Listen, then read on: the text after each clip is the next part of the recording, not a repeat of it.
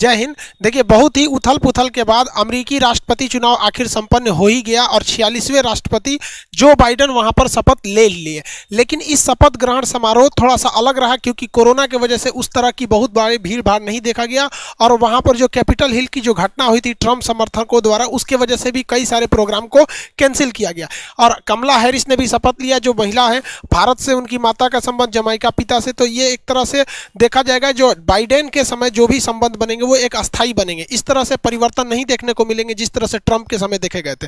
Trump जाते जाते भी अपना उटपटांग काम करके चले गए। देखिए, अमेरिकी परंपरा के हिसाब से या भारत में भी आप देखेंगे कि जब कभी भी सत्ता का परिवर्तन होता है तो जो पिछला राष्ट्रपति या प्रधानमंत्री होता है वो नए चुने गए राष्ट्रपति या प्रधानमंत्री को अपना पदभार देता है और उस समय वो समारोह में रहता है। हमारे यहाँ भी मनमोहन सिंह थे जब नरेंद्र मोदी 2014 में शपथ ले रहे थे तब, लेकिन इस समय डोनाल्ड ट्रंप इस शपथ ग्रहण समारोह में नहीं थे। और हद तो तब हो गया जब फ्लोरिडा चले गए और न्यूक्लियर जो बम होते हैं, परमाणु बम जो मिसाइलों के पासकोड होते हैं, उसे रखा जाता है एक न्यूक्लियर फुटबॉल नामक बैग में। ये बैग भी लेके फ्लोरिडा चले गए। अब ये बैग नियम है कि अमेरिकी राष्ट्रपति को हमेशा रखना रहता है। ये क्यूबन मिसाइल क्राइसिस के समय ऐसा देखा गया था जब क्यूबन मिसाइल क्राइसिस केवल एक गलती की वजह से, मतलब थोड़ा सा सावधानी नहीं बरत रहा था तो एक हम लोग तृतीय विश्व युद्ध अभी तक खत्म हो गया रहता है। वो रूस की पनडुब्बियों से क्या सीन था वो हिस्ट्री के क्लास में हम आपको इसके बारे में समझाएंगे। लेकिन जैसे ही जो बाइडेन ने शपथ लिया, इस जो न्यूक्लियर फुटबॉल नामक बैग था, इसका जो पासकोड था उसको रद्द करके दोबारा पासकोड जनरेट किया गया और जो बाइडेन की ऑफिस में नया फुटबॉल जो बॉक्स था उसे पहुंचाया गया ताकि इसमें न्यूक्लियर पासकोड को रखा जा सके। ट्रंप की पत्नी भी वैसे ही निकली। परंपरा के हिसाब से हर एक राष्ट्रपति जो होते हैं उनकी जो पत्नी होती है वो नए राष्ट्रपति की पत्नी को व्हाइट हाउस का टूर कराती है कि यहाँ ये ऑफिस है, ये है, एक परंपरा के लिए, ताकि वो एक सम्मानजनक लगे कि ये हमारा घर नहीं था, ये एक संवैधानिक घर है, हम इसमें हैं, इसके बाद आपका है, इसके बाद किसी और का होगा। तो ये ट्रंप की पत्नी भी ऐसा काम नहीं की। हद तो तब हो गया कि जब इनके सेवा में 4 साल से जो अधिकारी लगे थे तो हमेशा परंपरा यही रहती है कि जब कोई भी राष्ट्रपति की पत्नी जब यहाँ से विदाई होती है तो अपने से थैंक यू लेटर लिख के देती है। इन्होंने ये लेटर को भी नहीं लिखा, अपने कर्मचारी को कह दिया लेटर लिख दिया, उसी पे साइन करके दे दी। ये दोनों हस्बैंड वाइफ एक के जैसा था सब। जो बाइडेन अपनी ऑफिस संभाल लिए, अमेरिकी राष्ट्रपति के ऑफिस को ओवल ऑफिस कहते हैं। दुनिया में अन्य ऑफिसों के नाम भी आपसे एग्जाम में क्वेश्चन में पूछे जाते हैं, जैसे 10 डाउनिंग स्ट्रीट जो है वो ब्रिटेन के प्रधानमंत्री का है, जबकि ब्रिटेन की महारानी का है वो बर्मिंघम पैलेस है। अगर फ्रांस की बात करेंगे तो एलिस पैलेस है, फ्रांस के लिए है। रूस का क्रेमलिन पैलेस है और तुर्की का जो है व्हाइट पैलेस है। जापान का जो है वो टोक्यो में स्थित है इंपीरियल पैलेस। साउथ कोरिया का जो है वो ब्लू हाउस है। नॉर्थ कोरिया वाला जो किंग जोंग वाला पगला, उससे मिलने कौन जाएगा, कब मरवा देगा कोई ठीक नहीं होता है। देखिए, चाइना में ना 2 बिल्डिंग्स है जो मेन है। एक चाइना की जो कम्युनिस्ट पार्टी है उसका जो हेड ऑफिस है वो जोंग ननहाई में है, जबकि जो विदेशी लोग आते हैं मिलने के लिए उन्हें हॉल ऑफ पर्पल लाइट्स में बैठाया जाता है। जैसे भारत में भी ऐसे ही परंपरा देखने को मिलती है। राष्ट्रपति भवन तो बहुत बड़ा है, रायसीना की पहाड़ी पर जो राष्ट्रपति के लिए जाते हैं वहां पर जाते ही चाय पानी पीने के लिए। लेकिन जहां हमारे प्रधानमंत्री जी रहते हैं उसका नाम 7 रेस कोर्स रोड था, जिसे 7 RCR कहा जाता था, जिसे मोदी जी के आने के बाद उसका नाम बदलकर लोक कल्याण मार्ग रख दिया गया। लेकिन इसमें मोदी जी बहुत कम ही लोगों से मिलते हैं।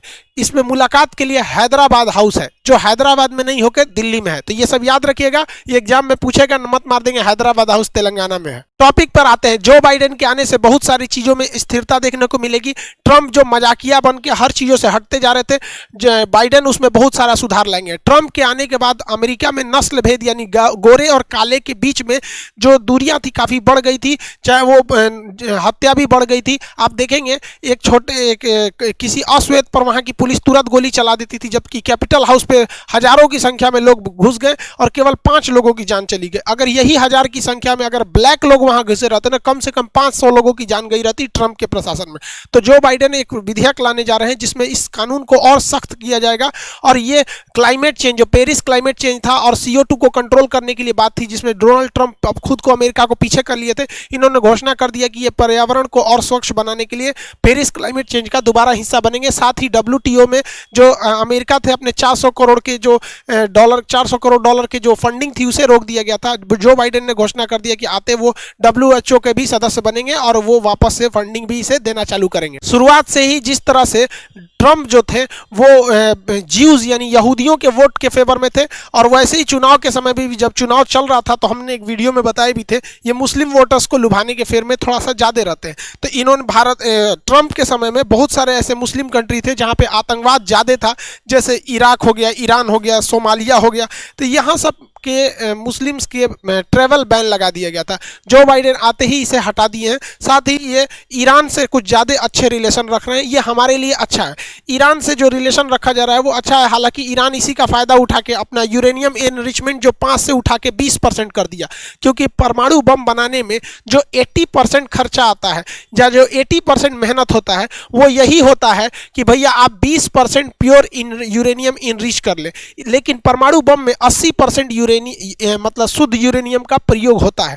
तो ये हो गया हाथी के दांत कि भैया हमारे पास तो 20% है, परमाणु बम के लिए भैया चाहिए कितना 80, तो भैया आपने टोटल मेहनत कर लिया, इसके बाद यहाँ आने में कुछ खास मेहनत नहीं लगता है। हालांकि हमारे लिए अच्छा भैया तुम परमाणु बम रखो ना रखो, ईरान में अगर शांति रहेगी तो हम लोग का ये चाबहार बंदरगाह हमेशा सही रहेगा और इस चाबहार बंदरगाह से हम लोग आगे व्यापार कर सकते हैं। क्योंकि अभी देखेंगे सेंट्रल एशिया के देश तुर्कमेनिस्तान, तजाकिस्तान, किर्गिस्तान, ये तीनों देश ने कहा है भारत से कि हम यहाँ पर इस चाबहार बंदरगाह का यूज करना चाहते हैं और इसी के थ्रू हम अफगानिस्तान में भी एंट्री कर सकते हैं। तो चाइना का जो CPEC आ रहा है उसे हम काउंटर कर सकते हैं।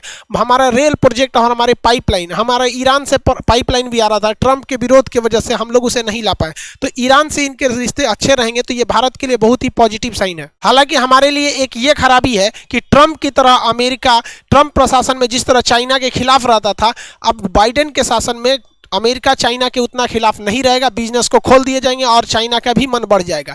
चाइना ने इसका हालिया घटना किया है, अरुणाचल प्रदेश के जो गांव था विवादित, जो भारत का था, उस पर उसने बहुत पहले से कब्जा किया रखा था, उस पर उसने अपने गाँव को बसाना चालू कर दिया है। ये जो है ये अपर सुबनासी डिस्ट्रिक्ट में ये पड़ता है अरुणाचल प्रदेश में। आपसे क्वेश्चन पूछेगा, एग्जाम में पूछा भी है, अरुणाचल प्रदेश का पुराना नाम क्या था? नेफा था, नॉर्थ ईस्ट फ्रंटियर एजेंसी था, नेफा नाम था इसका।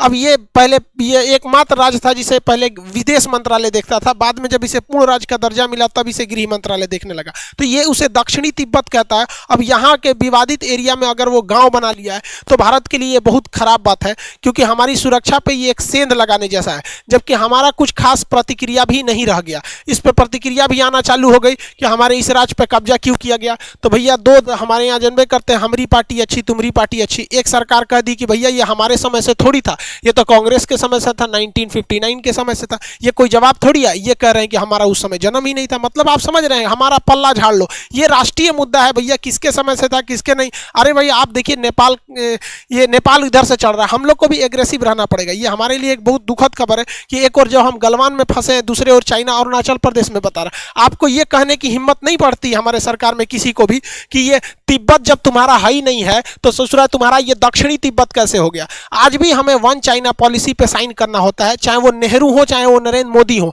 वन चाइना का मतलब होता है कि चाइना और ताइवान जो एक अलग देश है, दोनों एक ही है, इसी को कहते हैं वन चाइना पॉलिसी। तो कम से कम इसका तो विरोध करना चाहिए कि आप वन इंडिया पॉलिसी मानिए, मतलब अरुणाचल प्रदेश मेरा है, आप POK और अक्साई चीन भी मेरा है, आप वन इंडिया मानिए, तब ना हम वन चाइना पॉलिसी मानेंगे। लेकिन हम वहां नहीं कहते हैं, तो ये हमारे लिए एक नेशनल सिक्योरिटी का एक बहुत बड़ा इशू है। जो बाइडेन की सरकार में सबसे ज्यादा अगर फायदा किसी को होगा तो पाकिस्तान में होगा, क्योंकि जो बाइडेन खुलेआम कह चुके हैं, जब ये सरकार में भी नहीं थे, 370 के विरोध में भी थे और ये भारत के CAA और NRC के में भी विरोध में थे। हालांकि इन लोग के विरोध करने से कुछ खास होता नहीं है, क्योंकि जो भी आंतरिक मामला है ये भी गृह मंत्रालय के अधीन में है, क्योंकि यूनियन टेरिटरी है और ये नागरिकता भी गृह मंत्रालय के अधीन ही आता है।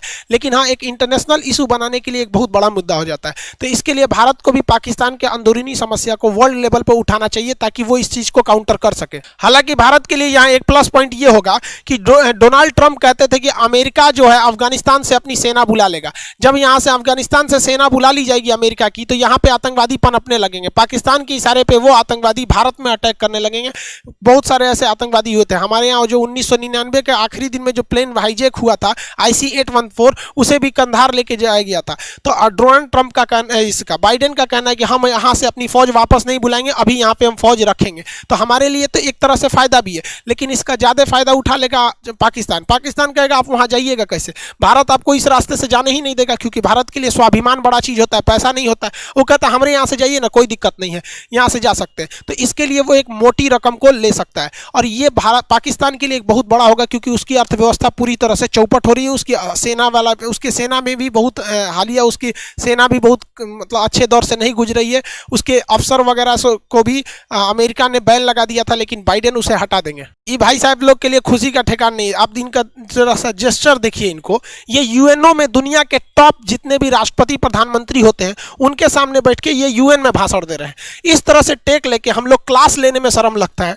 किस हिसाब से यहाँ पे भाषण दे रहे हैं समझ में नहीं आता। खैर कोई बात नहीं भैया, आपका देश है, आपकी आर्मी है, बाइडेन आ गए, देखिए आप लोग को क्या होता है। लेकिन बहुत कुछ होने वाला नहीं है, क्योंकि जो पाकिस्तान है उसकी अर्थव्यवस्था बहुत चौपट हो रही है। करप्शन इतना ही ज़्यादा बढ़ चुका है और इनके नेताओं के बड़बोलापन, हम भारत पे छोटे छोटे परमाणु बम रखे हैं, टैक्टिकल हमला कर देंगे, और उल्टे सीधे डिसीजन ने इतना बेवकूफ़ी भरा कदम उठा दिया यहाँ पर जिसका कोई हद नहीं। अभी देखिए PIA ने इतना बेइज्जती करा के आया, उसका पायलट जहाज़ गिरा दिया था वहाँ पर 2020 में। तो यूरोप वालों ने कहा कि भैया कोनो पाकिस्तानी जहाज़ इसमें नहीं घुसना चाहिए, इसका पायलट सब फर्जी डिग्री लिया, ऐसा कोनो के घरे पे जहाज उतार देता है, ऐसा यहाँ नहीं होगा। तो पाकिस्तान की PIA इसमें बहुत बड़ा उसको लॉस हुआ। और इधर उसने EMI कर्जा पे लीज पे लिया था, जहाज नहीं चुका रहा था, तो उसको मलेशिया में गिरफ्तार कर लिया गया और वहाँ के सवारी लोग को भर के भेज दिया गया, भाड़ा पे जहाज उड़ा रहा था यहाँ पर। हालांकि पाकिस्तान ने इसके बारे में फिर UK वगैरह में केस किया है। और अभी देखेंगे तो ये पाकिस्तान कुछ दिन पहले भी उल्टा सीधा काम किया। जो एयर स्ट्राइक हो गया था तो पाकिस्तान डर गया था, कहा था कि इधर से एक भी जहाज नहीं जाने देंगे। अब हमें यूरोप जाना है तो पाकिस्तान के ऊपर से ही हम लोग उड़ के जाते थे, कहा कि ना इधर से नहीं जाने देंगे, तू लोग कभी भी बम मार देगा, तुम वापस ऐसे जाओ। वापस जाने के लिए भेज दिया। तो पाकिस्तान ने अपना एयर स्पेस यूज नहीं करने देता था, जिस वजह से पाकिस्तान को 800 करोड़ का लॉस हुआ था। 800 करोड़ से ज़्यादा का लॉस हुआ था। और उसको इस मलेशिया में जो जहाज पकड़ाया है ना, इस पे 150 करोड़ रुपया उसको लीज पर बाकी था। अरे भैया, यहाँ तुम भारत का जहाज रोक के 800 करोड़ का घाटा करवा लिए। उतना में कहेगा तुम्हारा जहाज खरीदा जाता भाड़ा पे। एक से एक दिमाग लगाता है। सो लड़ो भैया, तुमको बुद्धि नाम का चीज नहीं तो हम क्या करें, आओ क्लास में पढ़ा देते हैं। देखिए, बाइडेन के शासन में नो डाउट कश्मीर का मुद्दा और CA NRC का मुद्दा पाकिस्तान बहुत जोर शोर से उठाएगा। इसे केवल बाइडेन के शासन में नहीं उठा के बल्कि इस्लामिक ऑर्गेनाइजेशन की जो कंट्रीज हैं उसमें भी इसे उठाया जाएगा। तो इसके लिए भारत सरकार को ये बलूचिस्तान के मुद्दे को बहुत जोर से उठाना चाहिए। और यहाँ पर सिंध देश का जो विवाद हो रहा था, सिंध देश को अलग देश मांगने की, तो इसको भी उठाना चाहिए। हालांकि पाकिस्तान इसे ईजिली दबा देगा, क्योंकि ये बहुत बड़ा विद्रोह नहीं है और पाकिस्तान इसे ईजिली टूटने नहीं देगा। इन लोग के जो विद्रोह का तरीका भी होता है, अलग अलग देश के लोगों के नेताओं के पोस्टर वगैरह के थ्रू कहते हैं कि हमारी ये लोग क्या करें, हेल्प करें। हालांकि भारत बहुत ही जल्दी ये जो POK है इसको तो वापस ले आ भी सकता है। हमारी थल सेना प्रमुख का भी अपने स्टेटमेंट सुना होगा कि गवर्नमेंट जब इसको लिए कहेगी हम इसके लिए क्या बैठे हैं, तैयार हैं। हालांकि इस पे पाकिस्तान के लिए, पाकिस्तान हर जगह पे देखेंगे तो भारत को कहीं नहीं, ऐसा कोई भाषण नहीं होगा विश्व लेवल पे जिसमें उसमें कश्मीर का नाम नहीं लिया होगा। लेकिन वो भूल जाता है कि बलूचिस्तान में क्या हो गया, कैसे वहाँ पे मजदूरों को गोली मार दिया जाता है, वहाँ पे जो अहमदिया मुस्लिम है उनको मारा जाता है, बहुत सारे जो वहाँ जुल्म होते हैं, इसको नहीं उठाता है। भारत को भी इस मुद्दे को जोर से उठाना चाहिए। और साथ ही चाइना से भी अरुणाचल प्रदेश के मुद्दे को जब वो दक्षिणी तिब्बत कहता है तो हमें इंटरनेशनली ये कहना चाहिए कि भैया तिब्बत तो तुम्हारा है ही नहीं है, तुमने पंचशील समझौते को तोड़कर तिब्बत का कब्जा किया था बाद में अरुणाचल प्रदेश वाला एरिया में। हालांकि हिस्ट्री के क्लास स्टार्ट हो गए हैं, उसमें हम आपको क्यूबन मिसाइल क्राइसिस भी बताएंगे और आपका पंचशील समझौता वगैरह जो कुछ थे वो सारी चीज़ों को बता देंगे। क्लास पटना में ऑफलाइन स्टार्ट हो गई है, यहाँ पे भी ये हो गया है और इस वजह से थोड़ा सा वीडियो आने में लेट हो गए थे। हालांकि धीरे धीरे यहाँ सब एडजस्ट हो जाएगा तो वीडियो आपका यूट्यूब पे भी आता रहेगा। एप्लीकेशन पे भी क्लास रेडी है, आप चल रहे हैं। 1 से 2 दिन में आपका एप्लीकेशन पे भी एडमिशन क्लोज कर दिए जाएंगे। तो जिन्हें हिस्ट्री में एडमिशन लेना था वो एडमिशन ले लेंगे लोग एप्लीकेशन पे, क्योंकि अब वो 1-2 दिन के अंदर वो भी क्लोज हो जाएगा। आई होप आप इसे समझे होंगे। मिलेंगे नेक्स्ट क्लास में। जय हिंद।